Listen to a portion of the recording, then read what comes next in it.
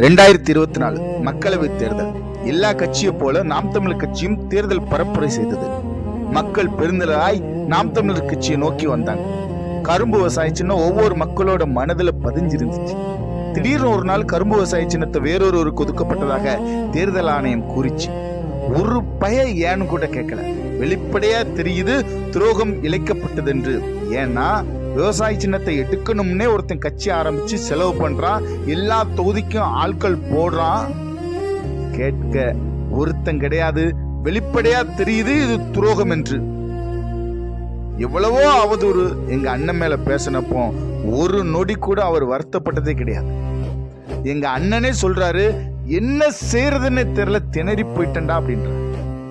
ஒரு கட்சி கூட எங்களுக்கு ஆதரவா குரல் கொடுக்கல. எங்க கட்சியை பொருட்டாவே நினைக்காத நீங்க ஒரு பொழுதுபோக்கு படம் வருவதற்கு பிரச்சனை என்றவுடன் சந்து பொந்துல இருந்துலாம் சத்தம் வருது.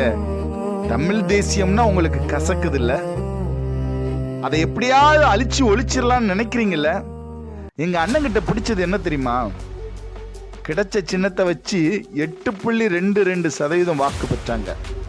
அதை வச்சே அங்கீகாரம் பெற்றாங்க. அதை வச்சே விவசாய சின்னத்தையும் மீட்டெடுத்தாங்க. தம்பி, அவனை வழி நடத்துவது மாவீரர்களின் கனவு, தலைவரின் ஆன்மா. தம்பி, நாங்க தேங்காயை 2 பிளக்க வரல, இந்த திராவிடத்தை சில்லு சில்லா உடைக்க வந்திருக்கிறோம். 2026 படைப்போம் புதிய அரசியல் வரலாறு. நன்றி, வணக்கம். நாம் தமிழ்.